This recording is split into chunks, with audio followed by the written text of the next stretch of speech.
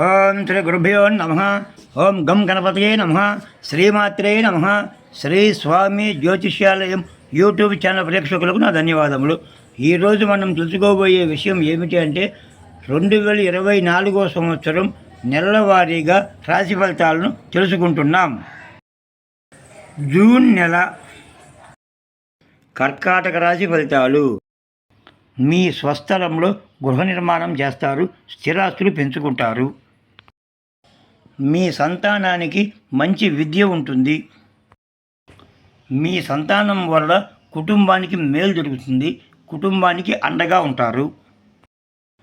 మీ సంపద, కుటుంబ శ్రేయస్సు, గౌరవ మర్యాదలు పెరుగుతాయి.